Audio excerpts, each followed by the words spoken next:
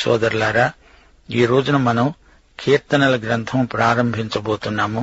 కీర్తనలు అంటే స్తుతి గీతాలు అని అర్థం. వాయిద్యాలతో పాడదగిన స్తుతి పాటలు, దైవ సంకీర్తనలు. గ్రీకు భాషలో సాల్మోస్ అంటారు. ఆరాధనలో పాడదగిన కీర్తనలివి. దేవాలయంలో సమాజమంతా కలిసి గాన ప్రతిగానాలు చేసే పాటలు, కీర్తనలు, గీతాలు. మధుర గాయకుడైన దావీదు రాసిన కీర్తనలు 73 ఈ గ్రంథంలో ఉన్నాయి. 2వ కీర్తన అపొస్తలుల కార్యములు 4వ అధ్యాయం 25వ వచనంలో పేర్కొనబడింది. 95వ కీర్తన హెబ్రీ పత్రిక 4వ అధ్యాయం 7వ వచనంలో ఉదహరించబడింది. ఈ గ్రంథంలో మొత్తం 150 కీర్తనలున్నాయి.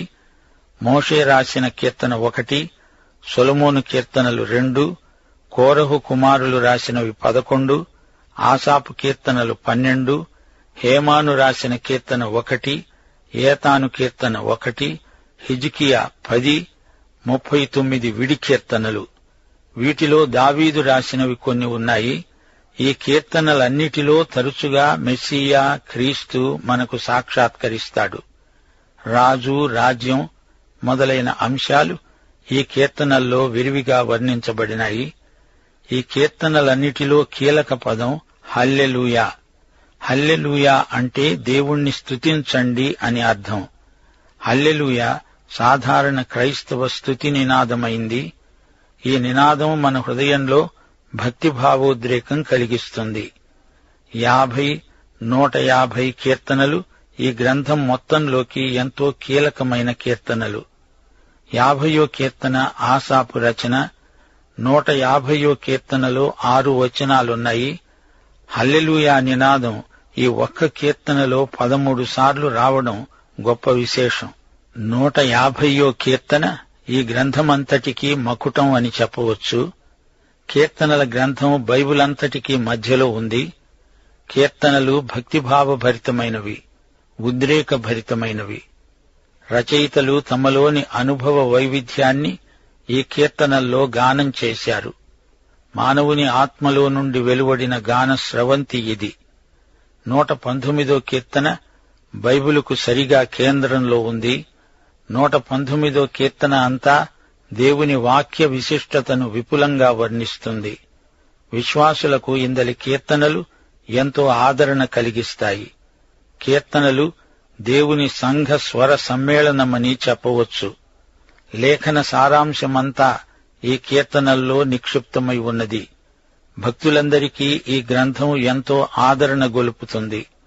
మానవుని ఆత్మకు పరమౌషధం ఈ కీర్తనల గ్రంథం. మనస్తత్వ శాస్త్రజ్ఞులు ఈ గ్రంథంలోని భావగాంభీర్యానికి ఆశ్చర్యచకితులైపోతున్నారు.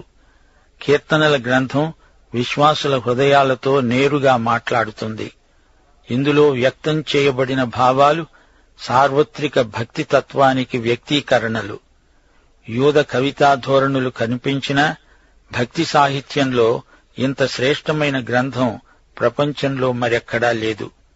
క్రీస్తుమయమైన సాహిత్యం కీర్తనల గ్రంథం. సువార్తలలో కంటే కూడా కీర్తనలలో క్రీస్తు ప్రత్యక్షం ఆధ్యాత్మికమై ప్రకాశిస్తుంది.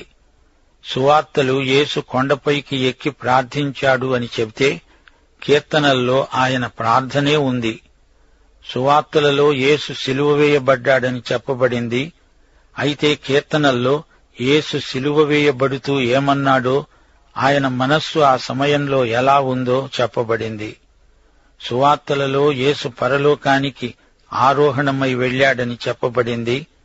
గాని కీర్తనల్లో పరలోక సింహాసనాసీనుడైన క్రీస్తు సాక్షాత్కారమున్నది.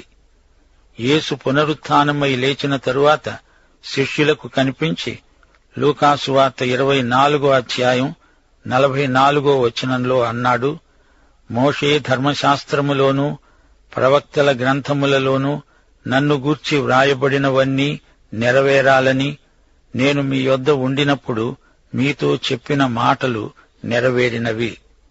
కీర్తనల గ్రంథంలో ప్రత్యక్షంగానో పరోక్షంగానో ప్రతి కీర్తనలో క్రీస్తు ప్రత్యక్షం ఉంది. అయితే కొన్ని కీర్తనలను ప్రత్యేకంగా మెస్సియా కీర్తనలు అంటారు. యేసుక్రీస్తు పుట్టుక, జీవితము, మరణము, మహిమ, యాజకత్వము, రాచరికము, ఆయన రెండో రాకడ మొదలైన అంశాలను 16 కీర్తనల్లో ప్రవచనాత్మకంగా చెప్పినా కీర్తనలన్నీ ఆ యేసుక్రీస్తును గురించే మాట్లాడతాయి. కీర్తనలలో చాలా వరకు స్తుతి కీర్తనలే, దేవుని గుణాతిశయాలను వర్ణించే కీర్తనలు. యేసుక్రీస్తును కీర్తనల గ్రంథంలో ఇశ్రాయేలు జాతిపరంగా సందర్శిస్తామో, ఇశ్రాయేలు క్రీస్తు సమైక్యమైనప్పుడే లోకానికి శాంతి, సౌభాగ్యం. మానవుల తిరుగుబాటుతనం వల్ల ఎంతో నష్టం.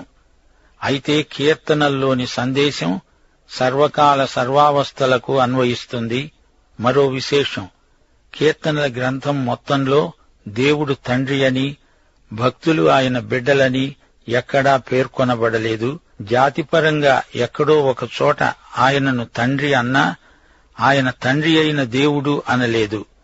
కొత్త నిబంధనలో లాగా పరిశుద్ధాత్మ నిత్య సన్నిధి, శుభప్రద నిరీక్షణ తేటగా ఈ గ్రంథంలో కనిపించవు అని మనం తెలుసుకోవాలి. ఉదాహరణకు 2వ కీర్తన సంఘం ఎత్తబడే నిరీక్షణను చూపదుగాని ఆయన రెండో రాకడ, యెరూషలేములో రాజ్య స్థాపన ప్రవచనం అందులో ఉంది. కొన్ని కీర్తనల్లో శత్రువులపై ప్రతీకార వాంఛ తీవ్రంగా వ్యక్తం చేయబడింది. అవి యుద్ధ దినాలు, ధర్మశాస్త్రం అమలులో ఉన్న రోజులవి. దేవుని న్యాయసమ్మతమైన తీర్పును కోరుతూ రాయబడిన కీర్తనలవి. అయితే కొత్త నిబంధనలో శత్రువులను ప్రేమించాలని కృపాసహితమైన ప్రబోధం ఉంది. ఈ వెలుగులో కీర్తనలను చదివితే మనకు అంతా విరుద్ధంగా ధ్వనిస్తుంది. కంగారు పడకండి శ్రోతలు, మనం పోరాడేది శత్రువులతో నిజమే కాని ఈ శత్రువులు శరీరులు కాదు, వాయుమండల సంబంధులైన దురాత్మల సమూహం. కీర్తనల గ్రంథం ఒక గని. దీనిని తవ్విన కొలది అందులో నుంచి విలువైన నిక్షేపాలు బయటపడతాయి. పాపి పశ్చాత్తాపం, గత చరిత్ర, ప్రకృతి పరిశీలన, యాత్ర, వాక్య ప్రబోధం, భక్తి, అక్షర క్రమంలోని కవితలు, దేవుని వాక్య ప్రశస్తి మొదలైన వివిధాంశాలతో కీర్తనల గ్రంథం మీకు వీణుల విందై రుచులూరిస్తుంది. కీర్తనల గ్రంథంలో ఒక చక్కని క్రమం ఉంది. ఒక సిద్ధాంతం, దాని తరువాత దాని వివరణ. మొదటి 41 కీర్తనలు ఆదికాండం, 42 నుండి 72 కీర్తన వరకు నిర్గమకాండం, 73 కీర్తన నుండి 89 కీర్తన వరకు లేవీయకాండం, 90 నుండి 106 కీర్తన వరకు సంఖ్యాకాండం, 107 నుండి 150 కీర్తన వరకు ద్వితీయోపదేశ కాండం పోలికలు కనిపిస్తాయి. ఇదే కీర్తనల గ్రంథంలోని గొప్ప మర్మం. ఉదాహరణకు ఆదికాండంలో ఆదిమానవుడున్నాడు. అలాగే మొదటి కీర్తనలో మానవుని పతనం, అతని విడుదల. 2వ కీర్తనల్లో తిరుగుబాటు చేసిన మానవుడు. 3వ కీర్తనలో తిరస్కృతి చెందిన పరిపూర్ణ మానవుడు. 4వ కీర్తనలో స్త్రీ సంతానానికి, సర్ప సంతానానికి గల విరోధం. 5వ కీర్తనలో పరిపూర్ణ మానవుడు శత్రువుల మధ్య కనిపిస్తాడు. 6వ కీర్తనలో సర్పం పడగ చితకగొట్టబడిన వైనం, పరిపూర్ణ మానవుని శ్రమ, క్రమశిక్షణాత్మకమైన ప్రక్రియ. 7వ కీర్తనలో పరిపూర్ణ మానవుడు అబద్ధ సాక్షుల మధ్య శ్రమలనుభవిస్తాడు. 8వ కీర్తనలో మానవుని రక్షణ వృత్తాంతం, సర్పం తల చితగొట్టబడింది. 9 నుండి 15వ కీర్తన వరకు అంత్యక్రీస్తు అనే దేవ విరోధి. అంతిమ విజయం దేవునిదే. 16 నుండి 41వ కీర్తన వరకు క్రీస్తు తన ప్రజల మధ్య మనకు సాక్షాత్కరిస్తాడు. కీర్తనల గ్రంథంలో మన మనస్సు 3వ ఆకాశానికి ఎగిరిపోతుంది.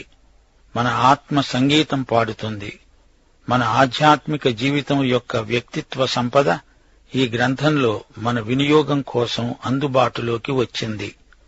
బైబిలు భూమి అంతటిలో ఇది ఉద్యానవనం. కొత్త నిబంధనలో పాత నిబంధన 219 వచనాలు ఉదహరించబడినవి. వాటిలో 116 వచనాలు కీర్తనల గ్రంథం నుండే సేకరించబడినాయి. మరో మాట, హీబ్రూ భాషలో ఇవన్నీ వాయిద్యాలపై పాడదగిన కీర్తనలే. అయితే అనువాదంలో అవి వచన రూపంలో ఉన్నాయి. అయినా కీర్తనల ధ్యానం మన హృదయాలలో ఆధ్యాత్మిక సంగీతమై మధురానుభూతి కలిగిస్తుందనటంలో ఏమాత్రమూ సందేహం లేదు. ప్రియ శ్రోతలు, వినండి. ఇది మొదటి కీర్తన. మీ బైబిళ్లు తెరిచిపెట్టి నాతో కలిసి ఈ ఆధ్యాత్మిక సత్యాలను ధ్యానించండి.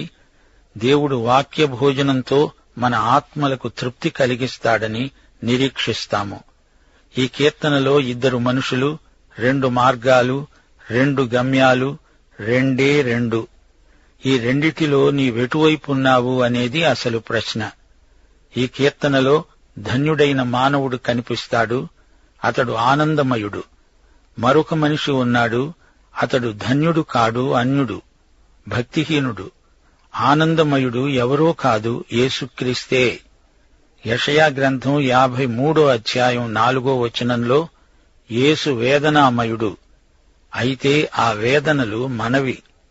నిశ్చయముగా ఆయన మన రోగాలను భరించాడు, మన వ్యసనాలను వహించాడు. అయినను మొత్తబడిన వానిగా, దేవుని వలన బాధింపబడిన వానిగా, శ్రమనొందిన వానిగా మనమాయనను ఎంచాము. యేసు మన వేదనలు భరించి వేదనామయుడయ్యాడు. అయితే ఆయన మహానందమయుడు. ఆయన ఈ మొదటి కీర్తనలో మనకు సాక్షాత్కరిస్తున్నాడు. మొదటి కీర్తన 1వ వచనం నుండి వినండి. దుష్టుల ఆలోచన చొప్పున నడువక, పాపుల మార్గమున నిలువక, అపహాసకులు కూర్చుండే చోట కూర్చుండక, యెహోవా ధర్మశాస్త్రమందు ఆనందిస్తూ దివారాత్రులు దానిని ధ్యానించేవాడు ధన్యుడు. ఇంతకు ఈ ధన్యుడెవరు? ఇతని అభ్యాసమేమిటి? ఇతని శక్తి ఏపాటిది? ఇతనిలోని శాశ్వతమైన లక్షణాలేవి? ఈ విషయాలనే ఈ కీర్తన క్లుప్తంగా లోతుగా ధ్యానిస్తుంది. ఇతడు ఏమి చేయడో మొదట చెప్పబడింది.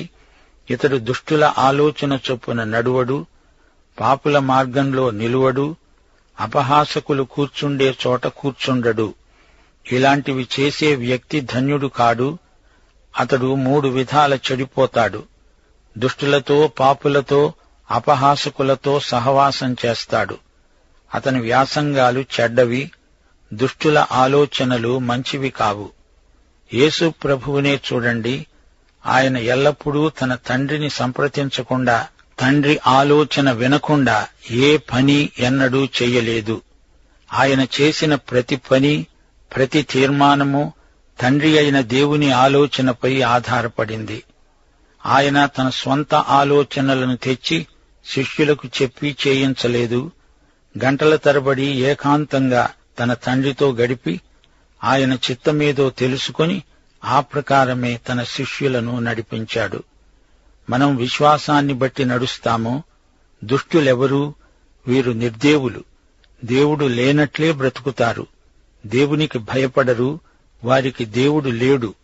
పొద్దున నిద్ర లేచింది మొదలుకొని వీరికి దేవుడు ఉన్నాడనే సంగతే పట్టదు. తమకు ఇష్టమొచ్చినట్లే బ్రతుకుతారు. ఇలాంటి వ్యక్తులు పాపులతో, తోటివారితో సహవాసం చేస్తారు. వారి మధ్యనే ఉంటారు, తింటారు. పాపం అంటే గురి తప్పటం, గురి తప్పిన జీవితాలు. సామెతలు 14వ అధ్యాయం 12వ వచనం ఇలాంటి వారిని గురించే అంటున్నది. ఒకని ఎదుట సరైనదిగా కనబడే మార్గము కలదు, అయితే తుదకు అది మరణానికి దారితీస్తుంది. మరో వచనం ఉంది, ఒకని నడతలన్నీ వాని దృష్టికి నిర్దోషముగా కనపడతాయి, యెహోవా ఆత్మలను పరిశోధిస్తాడు. యెషయా గ్రంథం 55వ అధ్యాయం 7వ వచనం, భక్తిహీనులు తమ మార్గాన్ని విడవాలి, దుష్టులు తమ తలంపులను మానాలి. వారు యెహోవా వైపు తిరిగిన ఎడల ఆయన వారి యందు జాలి పడతాడు. ఇక అపహాసకుల సంగతి చూడండి. అపహాసకులు అంటే నాస్తికులు. నాస్తికుడు దేవుడు లేడు అనడమే కాదు, దేవుణ్ణి వ్యతిరేకిస్తాడు, ప్రతిఘటిస్తాడు, ద్వేషిస్తాడు. వీరికి దేవుని వాక్యమంటే అసలు ఇష్టముండదు. ఇట్టివారి పట్ల దేవుని వైఖరి ఏదో సామెతలు 3వ అధ్యాయం 34వ వచనంలో వ్యక్తం చేయబడింది. అపహాసకులను ఆయన అపహసిస్తాడు, దీనుని ఎడల ఆయన దయ చూపుతాడు. ఇప్పుడు 1 కీర్తన 2వ వచనంలో ధన్యుడు ఏమి చేస్తాడో చెప్పబడింది. యెహోవా ధర్మశాస్త్రమందు ఆనందిస్తాడు, దివారాత్రములు దానిని ధ్యానిస్తాడు. ప్రియ శ్రోతలారా, ఆలోచించండి. దయ్యం ఒక ఇంటిని వదిలిపోయింది, అయినా అది దాని ఇల్లే. దాన్ని బాగా అలికి శుభ్రం చేసి ఉంచగా మరి 7 దయ్యాలను వెంటబెట్టుకుని వచ్చి దయ్యం అందులో తిరిగి ప్రవేశించింది. మొదటి స్థితి కంటే ఈ కడపటి స్థితి మరీ ఘోరమని ప్రభువు చెప్పాడు. అయితే ఈ కీర్తనలోని ధన్యుడు దివారాత్రములు దేవుని వాక్యమందు ఆనందిస్తాడు. దేవుని వాక్యం మనలో సమృద్ధిగా నివసించే వరకు మనం వాక్యంతో నింపబడుతూనే ఉండాలి. 1 యోహాను 5వ అధ్యాయం 3వ వచనం. మనము ఆయన ఆజ్ఞలను గైకొనడమే ఆయనను ప్రేమించడం. ఆయన ఆజ్ఞలు భారమైనవి కావు. మనము కృపచేత రక్షించబడ్డామని చెప్పి ఆజ్ఞలను మీరజాలము. రక్షించబడిన వారికి ఆజ్ఞలు భారమైనవి కావు. కృపచేత మనం ధర్మశాస్త్రాన్ని మించి జీవించగలం. కృప మనలో ఆత్మ ఫలాలు పండిస్తుంది. కృప మనలను క్రమశిక్షణలో ఉంచి పెంచుతుంది, నడిపిస్తుంది.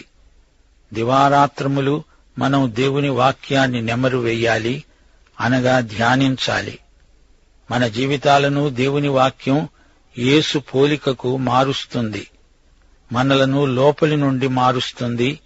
దేవుని వాక్య ధ్యానమే మన ఆత్మలకు ఆరోగ్యవంతమైన ఎదుగుదల.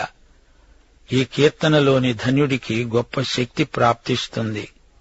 అతడు నీటి కాలువల ఓరను నాటబడినదై ఆకు వాడక తన కాలమందు ఫలమిచ్చే చెట్టు వలె ఉంటాడు. అతడు చేసేదంతా సఫలమవుతుంది. తిరిగి జన్మించిన ప్రతి విశ్వాసి నాటబడిన చెట్టు. నీటి కాలువలు అనగా దేవుని వాక్యమే. కీర్తన 104 వచనం 16.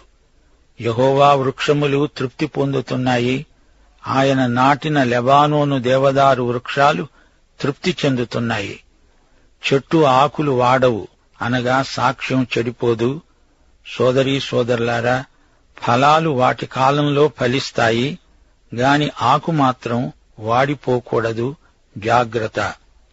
దుష్టులు అలాగున ఉండరు, గాలి చెదరగొట్టే పొట్టువలె ఉంటారు. కాబట్టి న్యాయ విమర్శలో దుష్టులు, నీతిమంతుల సభలో పాపులు నిలువరు. నీతిమంతుల మార్గము యెహోవాకు తెలుసు, దుష్టుల మార్గము నాశనానికి నడుపుతుంది. దుష్టుల అంతము నాశనమే. యోహాను సువార్త 10వ అధ్యాయం 10వ వచనంతో ఈ పాఠం ముగిస్తాము.